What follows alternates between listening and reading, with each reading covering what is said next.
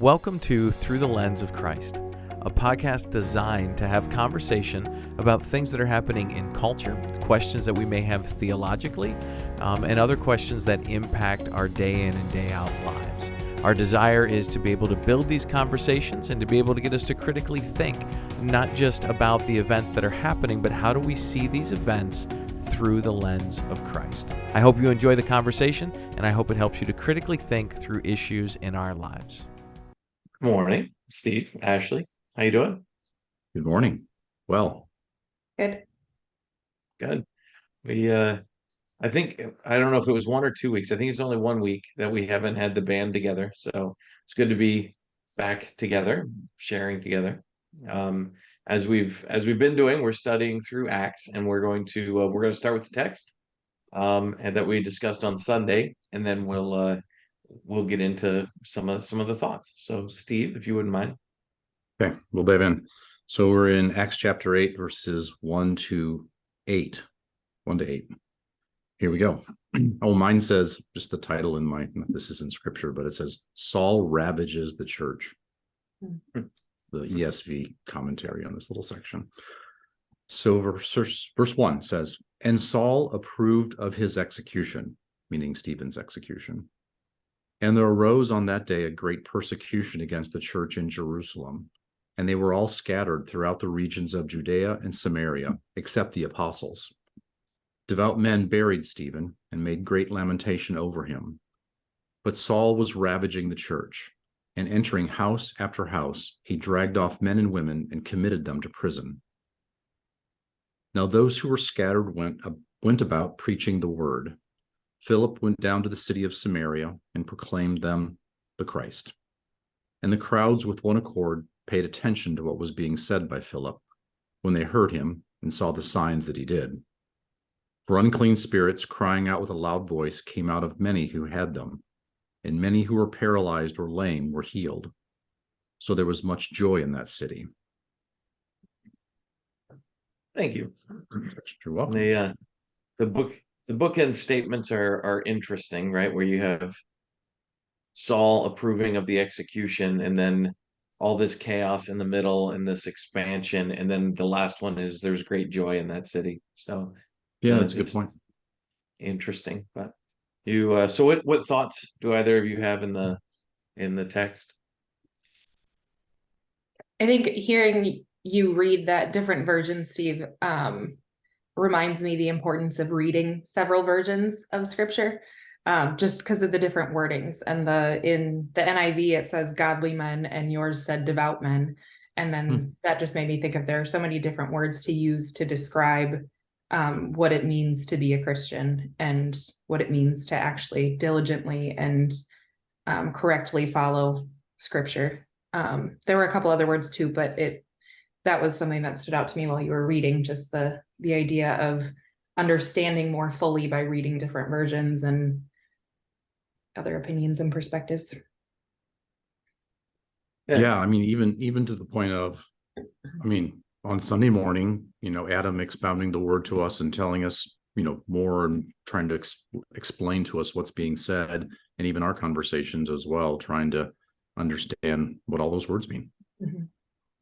So to do it by yourself isn't great. Yeah. I think right. Yeah, and the idea of different versions is really good. I mean, there's at least half a dozen versions that are solid biblically, trying to get back to what the original intent of the text was, and so it is good to read broadly. Yeah. Mm-hmm. What else? Well, I had thoughts about, so as I recall listening to the sermon, it was kind of two parts. It was God's sovereign over this whole situation, right? I mean, he's worked this whole situation around, and isn't it amazing? We got Saul here doing all these things, and Saul's going to become Paul, and he's going to write most of the New Testament, and all these things are happening. God orchestrated all of this stuff. And then the second part was, well, what are they doing here? They're being forced out. They're being sent out as missionaries. And those are two very valid points about the text. I mean, that's the heart of the text. That's what's happening here for sure. God's totally in control, and he's using his sovereignty to propel these folks to missions. And they're out there speaking to people. And I was just thinking as I was listening to your sermon, how it's common and so easy to pull, and that's the first thing to pull out of that text. But the other thing that struck me was it's all one. I don't know if I've used that much, in our conversations. I got a friend of mine that uses this all the time. He's like, Steve, it's all one. It's all one thing. So the devout man, or whatever your version said, Ashley, the godly man. The reason that they did the things that they did was because God was influencing them, and he was motivating them toward moving on and doing the things that they were doing, and it was all one. So in a sense, while oftentimes, so here's where I wanted to kind of go, or thought I would go. You guys can stop me anytime you want, but was that in a sense, we compel ourselves to missions, or we're compelled by others to missions, or whatever the task might be at hand that we are supposed to do. But the way that works out in practice is we just live it out by being ourselves, by being the person that God's created us to be. He's changed us in such a way that here we are living out our life, and look what happens. God's will is done on the earth, as it is in heaven, because of the change that he's wrought in us, and not by some strength that we conjure up within ourselves, or some, even encouragement might be one thing, or coercement by somebody else, that we're doing it for some false purpose. It's just us living things out because we love the Lord and want to do these things, and the Lord uses them for his good purposes. It's all one. Yeah, it is. I think the question is, how do we understand all of that practically, right? Because it's one thing to say, I know that it's the Spirit in me compelling and moving and changing and transforming. The other is, we still have thoughts and opinions, and right. So the idea of not, we don't want to come off too passive, right? That I just kind of sit on my couch until the Spirit picks me up and moves me somewhere, right?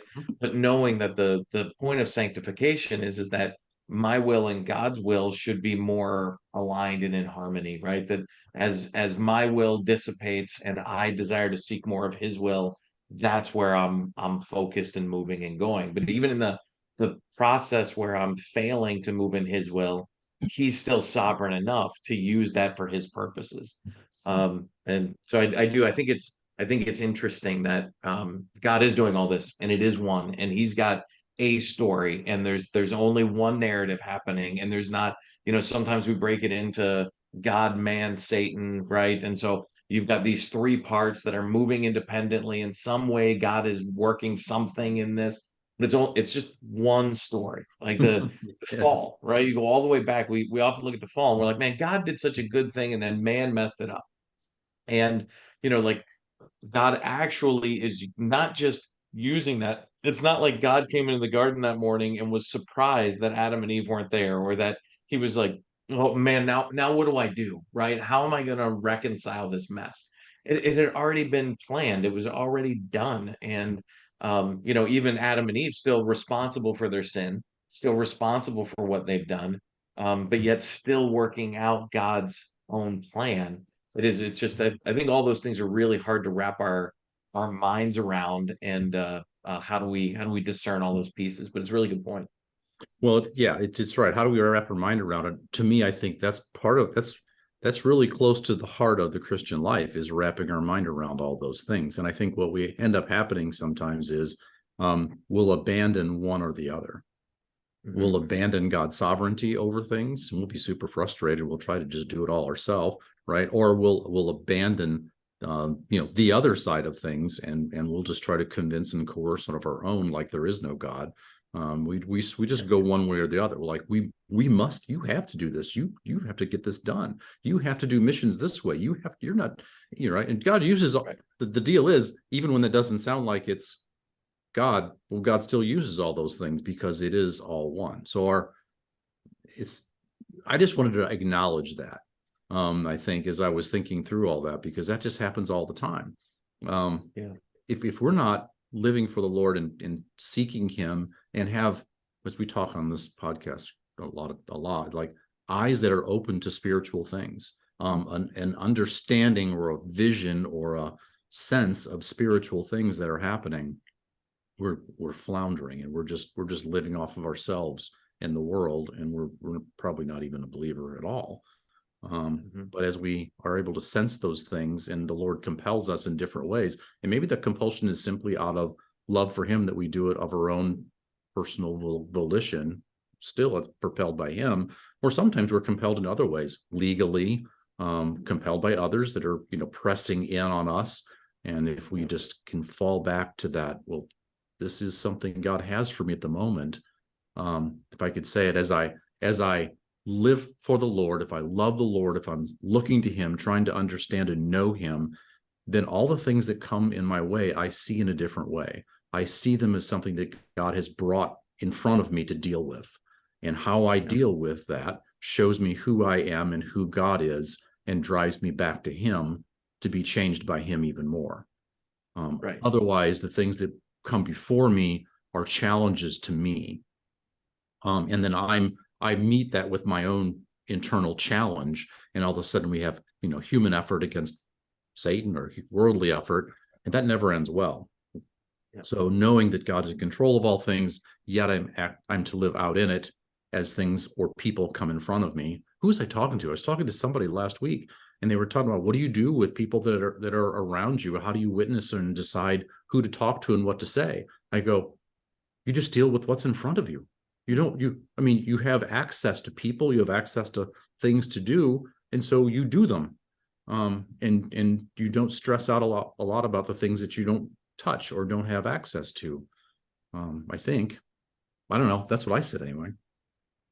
Yeah, I think we're struggling with that in our world today, right? And that's not, it's not new. I mean, we talked on Wednesday nights going through the Psalms, right? And it's the same thing that you'll go through tonight, is the idea that 3,000 years ago, when David was writing these Psalms, the world seemed disordered and a mess, right? And so we fast forward 3,000 years, we have the birth and death and burial and resurrection of Christ. And what do we have on this end? We've got a mess, and the world seems disordered. And right, there's things that are happening. There's God's redemptive plan that's unfolding, but what is happening in the world is still moving towards an end, right? We're still devolving as we move along, as the world just pursues more and more of self. And I think that we look at that and become unsettled, as though we've got to go fix it. And so now we see things that we don't like, and we see things that aren't ordered to God, and we're rightly frustrated by that, right? We're rightly annoyed that, but then we often get so focused on the issue, and so we become so centered on this thing that appears to be broken. I want to go fix that thing, and that it's not even a bad thing to fix, right? It's a good effort that we would want to fix that thing, right? Mm-hmm. But if we don't actually pursue the spiritual aspect, if we don't actually pursue this idea of, why is God doing all of this? Is the world more and more disordered, so that at some point, either one, we're going to be so excited that Christ returns that he reorders everything, or two, that before he comes, that more and more of the world is going to say, this is not a place of hope. This is not a source of true destiny, right? I actually need something outside of me. And so all of like whatever God is doing, and whatever the brokenness is in the world, it's not ours to fix. And God is, it's the same thing we see in Saul, right? We gladly, if we saw Saul doing those things today, if that popped up on the news that this guy was persecuting Christians, and you'd have a militia out there trying to go hunt him down and shut this thing down, when the whole time he's working for God. He just doesn't know it, and it doesn't look like it is, and it doesn't, like it, we wouldn't have said in the moment, oh, this is God's will. But I think it's an important thing for us to remember that it is God's will, and he is moving us in a direction, and nothing is out of his control. And sometimes it's not, again, it's not passivity where we're just like, throw up my hands and whatever happens happens, right? The que Mm-hmm. sera, sera, right? Right. But there is a very real Do I trust in God, and do I trust that he's in control, and do I trust in his plans and the people he puts in front of me and the circumstances he puts in front of me, and all of those things are what he is desiring that I address today. So yeah, I think points. So surely part of being a Christian is also then taking that longer view, that understanding there is a story going on, that Yeah. God's orchestrating this story, and that there's a long view. So we have to see with some spiritual eyes as to what's going on, understand things in a spiritual sense. We have to have an understanding that there is a God. He's got this story that he's putting together, and we're in the middle of living it out.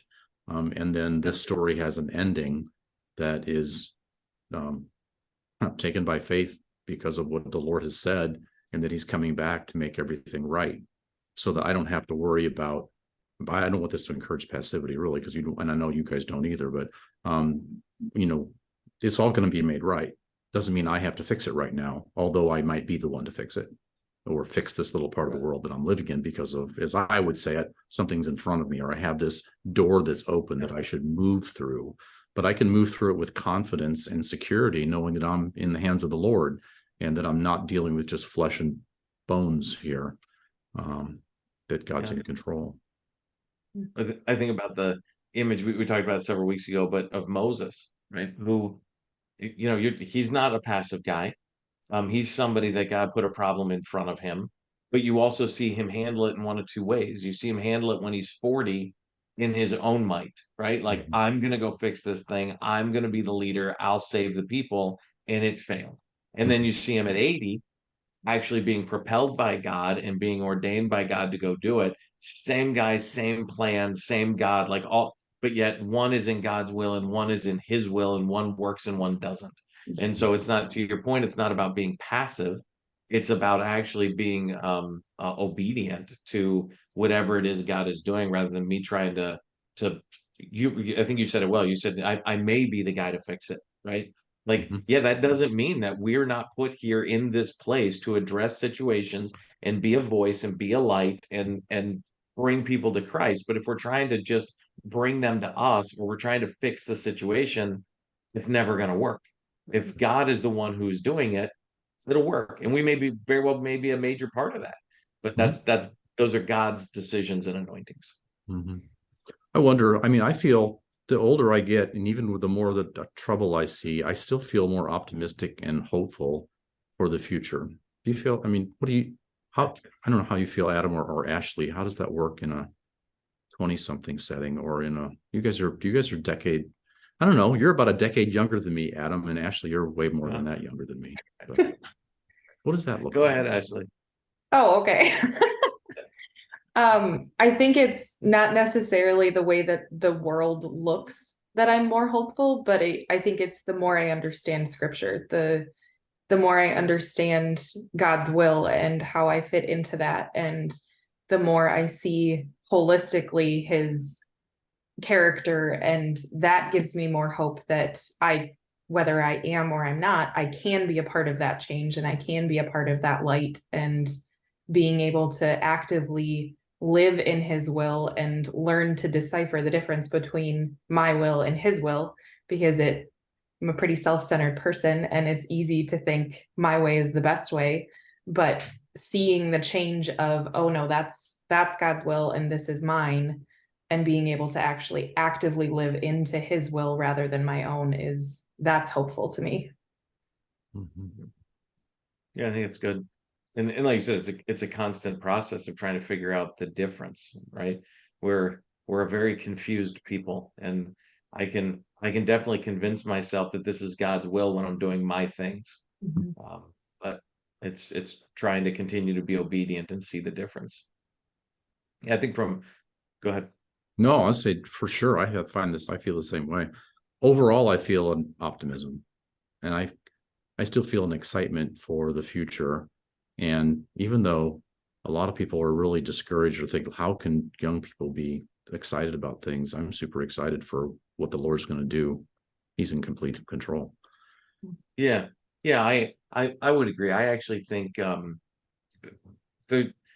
we're becoming further and further. We've been a post-Christian culture for a while. We just haven't really acknowledged it, right? But now the numbers support it happening, and so there does be kind of this sense of despair, like what happened? Things were good. Where did it go? We're a mess, and but I do look at it and say, well, God's not going to leave it there, right? Now it may be he let the Israelites in Egypt for 430 years, right? So when I say he's not going to leave it there, I don't mean that it's 3 years from now everything's going to be fixed. But I do know that he's not going to leave it there. And so I look at the opportunities we have, and I'm like, I see this as a valley. I think that we're going to continue to move back in a different direction because the world is seeing more and more that what they're hoping to do is chase after themselves, and we're proving out more and more that just has no benefit. And so people are becoming more and more hopeless as they try to seek out their own hope. And I just think that has to lead somewhere. And I believe that if all of that is happening and God's story is the main story, and people are seeking hope and finding hopelessness and everything else, I don't think he's going to leave it there. I don't think we're going to stay in the desert forever. So, so I'd say I am hopeful. Yeah. Well, so, we live in this like, I think you're right. Exactly. We've been living in this post-Christian world for a long time. And in this text, Stephen's living in a pre-Christian world still, trying to break out of that. That's a whole different set of problems. We want to be living in the world with Christ. And, we feel like sometimes Christ is gone from this world now. And in his time, he wasn't yet come. And there he's living in a whole other mess of legalism and laws and, well, in a sense, the same thing we're going through right now still. Yeah. Like I said, it's all broken. It's all a mess. We had the fall. That's not been fixed. We're living under a curse. We're confused. Like all those things are true, but yet there's still hope. And we, our responsibility is to figure out how do we live in this world knowing that God put us here for a purpose. We don't live passively on the sidelines, but we're trying to work out his will, his plans rather than our own. And he's no matter what we see on the news, no matter what we're fed, no matter what's real, what's not, what God's still in control. And so we find our hope in that one thing. Yeah, that's really good. All right. Thank you guys. Thanks. Thank you.